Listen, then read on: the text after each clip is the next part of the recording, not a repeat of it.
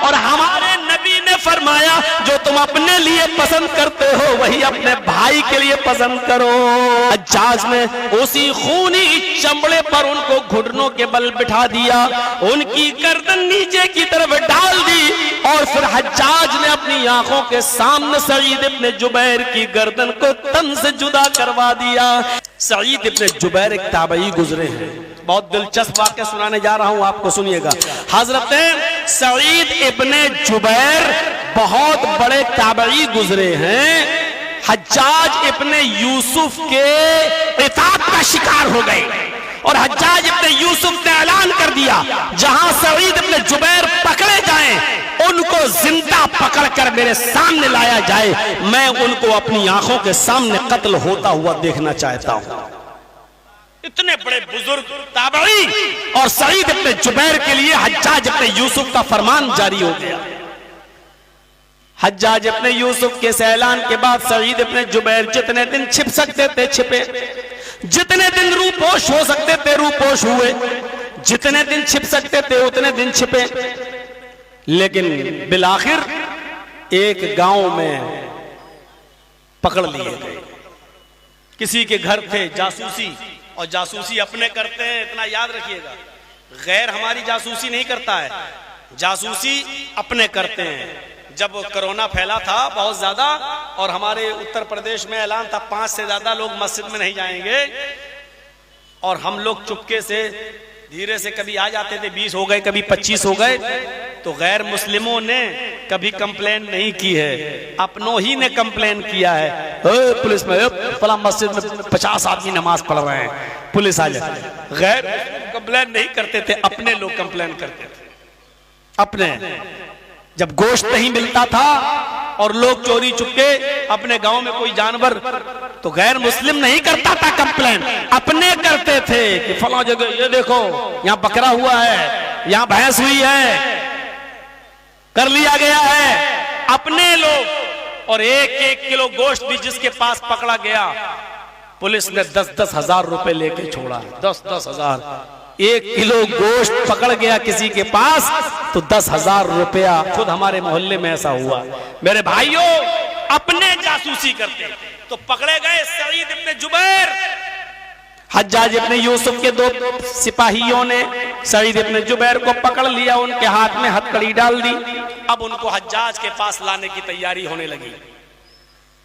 रास्ता दूर था, काफी दूर था हज्जाज का दारुल हुकूमत जहां वो बैठता था, कम से कम हफ्ता 10 दिन लगता उनको वहां से लाने में, जहां वो पकड़े गए। 2-3 दिन का सफर उन पुलिस वालों के साथ कर लिया। इन दोनों सिपाहियों को इन दोनों सिपाहियों को सईद इब्ने जुबैर की इबादत, उनका अखलाक बहुत पसंद आया, बहुत ज्यादा पसंद। वो मरगूब हो गए और आपस में बातें करने लगे। ये बेचारा तहज्जुद गुजार आदमी, दिन में रोजा रखता है, रात में जब हम लोग सोने की तैयारी करते हैं तो यह आदमी तहज्जुद पढ़ने लगता है। इतना नेक आदमी, अगर हमने इसको हज्जाज इब्ने यूसुफ के सामने पेश कर दिया तो हज्जाज इब्ने यूसुफ इनको कत्ल कर देगा। इस बेचारे आदमी का कत्ल नहीं होना चाहिए, ये तो नेक इंसान है, ये तो अच्छे इंसान है। दूसरे पुलिस वाले ने कहा तो फिर क्या होना चाहिए? आपस में गुफ्तगू हुई और दोनों ने कहा इनको हम छोड़ देते हैं और हज्जाज इब्ने यूसुफ से कह देंगे हमने बहुत ढूंढा, तलाश किया, हमें मिले ही नहीं, हमें सईद इब्ने जुबैर मिले ही नहीं। अब ये दोनों पुलिस वाले सईद इब्ने जुबैर के पास आए और कहने लगे लाओ हथकड़ी खोलता हूं। हथकड़ी खोलने के बाद कहा सईद तुम रात में निकला करो, दिन में कहीं ठहर जाया करो और रात की तारीकी का फायदा उठाकर खेत टू खेत, जंगल टू जंगल जाकर निकलने की तैयारी करो। 2-4-6 दिन में तुम बॉर्डर को क्रॉस कर लोगे और हज्जाज इब्ने यूसुफ की सल्तनत से निकल जाओगे। मैं तुम्हें छोड़ रहा हूं, तुम नेक इंसान हो, तुम नेक आदमी हो, तहज्जुद गुजार हो, बाखलाक हो, तुम्हारा किरदार बहुत अच्छा है। हम नहीं चाहते कि तुम्हें कत्ल किया जाए, हम नहीं चाहते कि तुम्हें मारा जाए, हज्जाज तुम्हें अपने जुल्म का शिकार बनाए। सईद इब्न जुबैर मुस्कुराते हैं और खुश होते हैं और कहते हैं अल्लाह तुम पर रहम करे जैसे तुमने मेरे ऊपर रहम किया। मेरी बीवी है, मेरे कई बच्चे हैं, कम से कम तुमने मुझे छोड़कर मेरे ऊपर रहम करके बहुत बड़ा काम किया है, अल्लाह तुम्हें जज़ाए खैर दे। सईद इब्न जुबैर जाने लगे। अभी 1 मील गए होंगे, 1 मील गए होंगे, पता नहीं क्या सोचते हैं और फिर दोबारा वापस आ जाते हैं और उन दोनों सिपाहियों से कहते हैं आए सिपाहियों, मैं इस गांव को, इस जंगल को और इस इलाके को छोड़कर नहीं भाग सकता हूं। तुम मुझे पकड़े थे, तुम दोनों मुझे हज्जाज इब्न यूसुफ के पास लेकर चलो, मैं भागना नहीं चाहता। देखिए छोड़ दिया गया, आजाद कर दिया, हथकड़ी छोड़ दी, 1 मील चले भी गए, लेकिन सईद इब्न जुबैर 1 मील जाने के बाद वापस आए और वापस आकर क्या कहते, ये एक मुसलमान की पहचान है, ये चीज हमारे अंदर पैदा हुई या नहीं, ये देखना चाहिए हमें और आपको। सईद इब्न जुबैर कहते हैं सिपाहियों मुझे फिर हथकड़ी डालो और हज्जाज के पास ले चलो। सिपाही एक दूसरे का मुंह देखने लगे, ये क्या कह रहे हो, हमने तो छोड़ दिया। कहा नहीं नहीं तुम लेकर चलो। कहा रे तुम्हें कत्ल कर दिया जाएगा। सईद इब्न जुबैर कहते हैं हाँ मैं जानता हूं कि मुझे कत्ल कर दिया जाएगा, हाँ मुझे मालूम है कि मुझे मार दिया जाएगा, हाँ मुझे मालूम है कि मेरे बचने की कोई उम्मीद नहीं है। कहा फिर तुम क्यों जाना चाहते हो। कहा नहीं मुझे ले चलो, मैं इसलिए जाना चाहता हूं कि तुम दोनों ने मुझे पकड़ लिया है और तुम दोनों को किसी जासूस ने खबर दी थी कि मैं फला घर में छिपा हुआ हूं, तुम दोनों ने मुझे वहां पकड़ लिया है। उस जासूस को मालूम है कि तुम दोनों ने मुझे गिरफ्तार किया है। वो जासूस तुम नहीं जानते, हम नहीं जानते, लेकिन जो जासूस है उसको मालूम है कि मैं गिरफ्तार हूं और तुम्हारे चंगुल में हूं।